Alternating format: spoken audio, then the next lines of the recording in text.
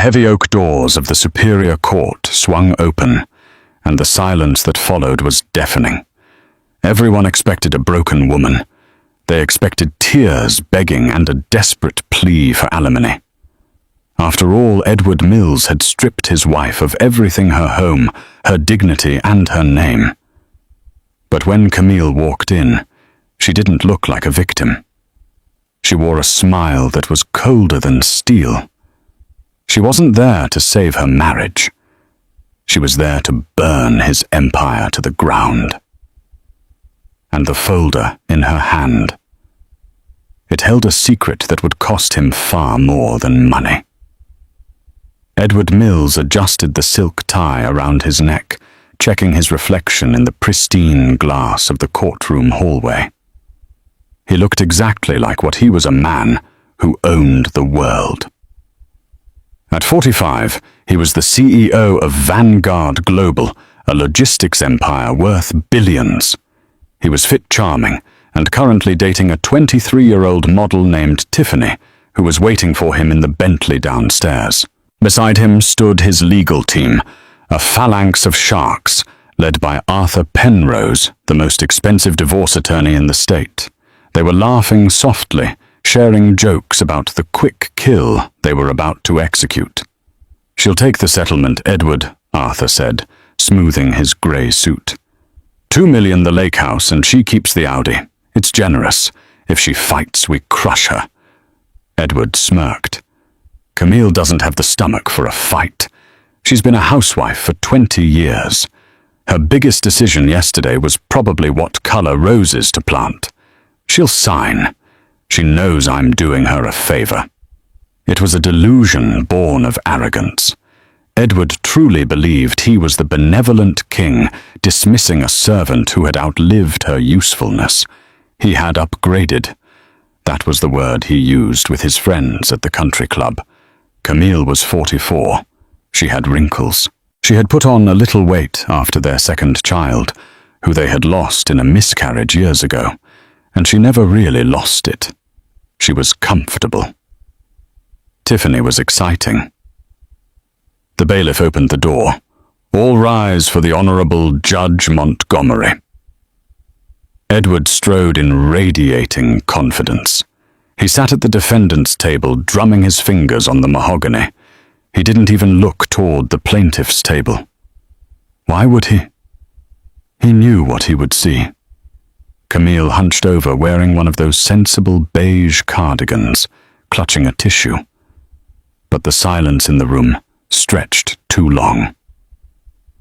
"Is the plaintiff present?" Judge Montgomery asked, peering over his spectacles. "She is, Your Honor." A voice rang out. It wasn't the shaky voice of a heartbroken wife. It was smooth, dark, and rich. Edward turned his head. Camille Mills was not wearing a beige cardigan. She was wearing a tailored crimson power suit that hugged her frame perfectly. Her hair, usually tied back in a messy bun, was cut into a sharp, chic bob that framed a face devoid of makeup, but glowing with a fierce intensity. She didn't look at Edward. She was looking at the judge. And she wasn't alone. Sitting beside her wasn't the local family lawyer Edward expected.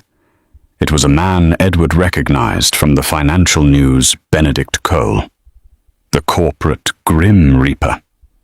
A lawyer who didn't handle divorces. He handled hostile takeovers. Edward felt a cold drop of sweat slide down his spine. He leaned toward Arthur. "Why is Benedict Cole here?" "He charges $5,000 an hour." Arthur looked pale. I don't know. Maybe she's a charity case." "Mr. Cole," Judge Montgomery said, raising an eyebrow, "I wasn't aware you handled domestic disputes." Benedict Cole stood up. He was a mountain of a man known for destroying CEOs in boardrooms. "I don't, Your Honor. But this isn't merely a domestic dispute. This is a matter of corporate fraud, embezzlement, and intellectual property theft." The courtroom erupted in murmurs. "Objection!" Arthur shot up. This is a divorce hearing. We are here to discuss the separation of assets based on the prenuptial agreement signed 20 years ago." "The prenuptial agreement," Camille spoke for the first time. Her voice was calm, but it carried to the back of the room. "Is invalid." Edward laughed. He actually laughed out loud. "Invalid? You signed it, Camille. I watched you. You get what I give you." Camille finally turned to him. Her eyes were empty of love, empty of the warmth he had taken for granted for 2 decades. "I signed a prenup with a man named Edward Mills who was a struggling student. I didn't sign a prenup with the monster who stole my father's legacy." The gavel slammed down. "Order!" Camille didn't flinch. She placed a single thick binder on the table. It was black old and battered. Edward stopped laughing. He recognized that binder. He hadn't seen it in 15 years. It was supposed to be in the incinerator. "We aren't here for a settlement, Your Honor," Benedict Cole said, his voice dropping an octave. "We are here for restitution, and we are starting with the ownership of Vanguard Global." To understand the fire in Camille's eyes, the court and the world needed to understand the ice that had formed around her heart 6 months prior. It had been a Tuesday, the kind of Tuesday that feels mundane until it shatters your life. Camille had spent the afternoon preparing a roast chicken, Edward's favorite. She had news. She had found a location for the small art gallery she had always wanted to open, a dream she had deferred for 20 years to support Edward's career, host his dinner parties, and raise his social standing. When the front door opened, the air in the house changed. It didn't smell like home anymore. It smelled like expensive perfume and ozone. Edward walked in, but he didn't come to the kitchen. He stood in the foyer, checking his watch. 2 men in movers' uniforms were standing behind him. "Edward!" Camille wiped her hands on a towel, walking out. "What's going on? Who are these men?" Edward didn't look at her. He looked at a list on his phone. "Grab the paintings in the study. Leave the furniture." "Edward!" Camille's voice rose. He finally looked at her. His face was blank. Not angry, not sad. Just bored. "Camille, I'm glad you're home. It makes the handover easier." "Handover? What are you talking about?" "I'm leaving," he said simply, as if stating the weather. "I filed the papers this morning. My lawyer will courier them over tomorrow. You have 24 hours to vacate the premises." Camille froze. The world tilted on its axis. "Vacate? This is my house. We built this." "I paid for it," Edward corrected, his voice sharp. "My name is on the deed. My name is on the accounts. You are a dependent, and I am no longer dependable." He stepped closer, his voice lowering to a cruel whisper. "I've met someone, Camille. Someone who matches where I am in life now. You're a relic of the struggling years. I don't want to be reminded of the struggle. I want to enjoy the victory." "Tiffany," Camille whispered. She knew the name. She had seen the text messages pop up on his phone, the late nights at the office. She had chosen to ignore it, thinking it was a phase, thinking he would remember who held his hand when he couldn't afford a sandwich. "She's pregnant." Edward dropped the bomb casually. "And it's a boy, a heir, something you couldn't give me." The cruelty of it took her breath away. He knew the miscarriage had destroyed a part of her soul. He used it now as a weapon. "You have 24 hours, Edward repeated, turning to the movers. "Move the piano." "That piano was my mother's," Camille screamed, grabbing his arm. Edward shook her off with a look of disgust. "It was bought with my money. Get out, Camille. Go to your sisters. Go to a shelter. I don't care. Just be gone before Tiffany moves in on Thursday. She wants to redecorate. He left her there, standing in the foyer of the mansion she had curated, crying over the smell of burning roast chicken. For 2 months, Camille was a ghost. She stayed in a cheap motel on the outskirts of the city, watching her bank account drain. Edward had cut her credit cards. He had frozen the joint accounts. He had left her with $300 and a suitcase of clothes. She spent her days staring at the ceiling, wondering how a man she loved could turn into a stranger. She thought about giving up. She thought about taking the $2 million he eventually offered through his lawyers and disappearing. But then she found the box. When she had packed her things in a frenzy, she had grabbed a box of old papers from the attic. Mostly her father's old journals and tax returns.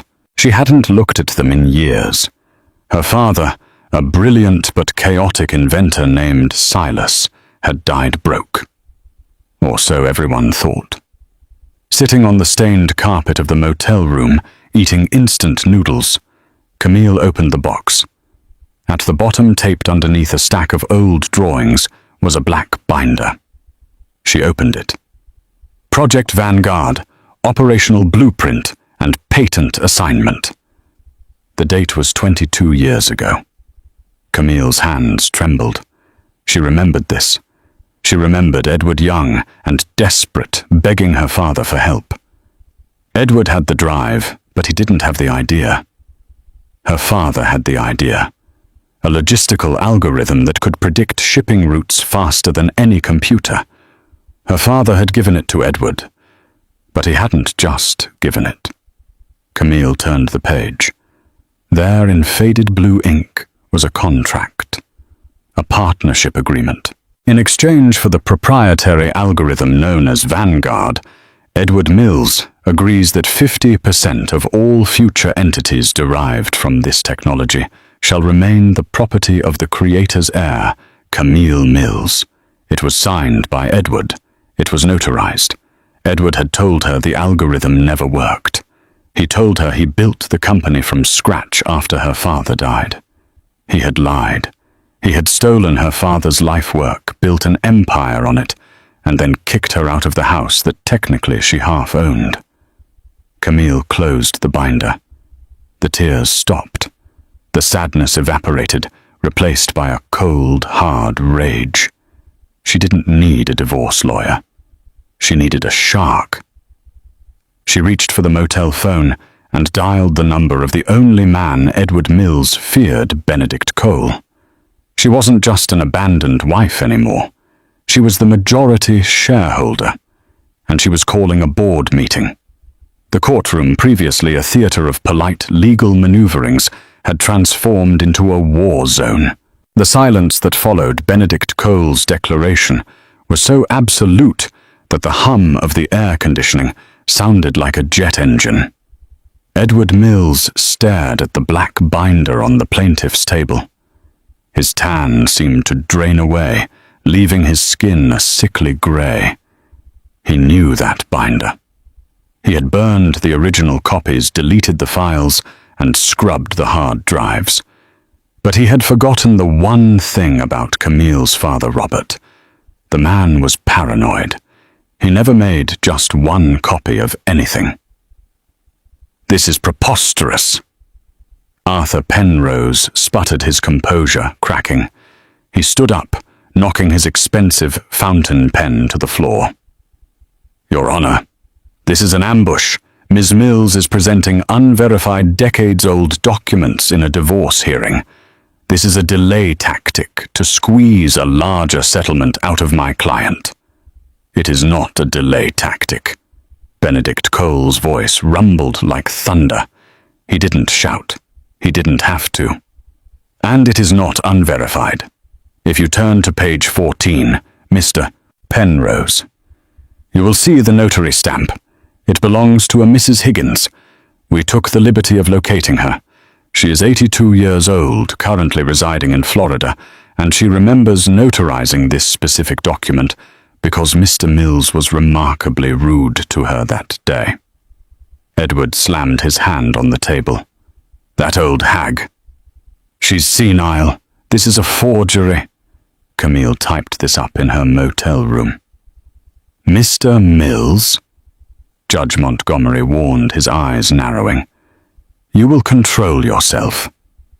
Camille stood up slowly. She felt a tremor in her knees, but she locked her leg muscles tight. She looked directly at Edward. For 20 years, she had looked at him with adoration, then with worry, and finally with fear. Now she looked at him with the clinical detachment of a scientist examining a bug. I didn't type it, Edward, Camille said softly. Look at the ink. It's Dad's fountain pen. The one you pawned after the funeral to buy your first tailored suit.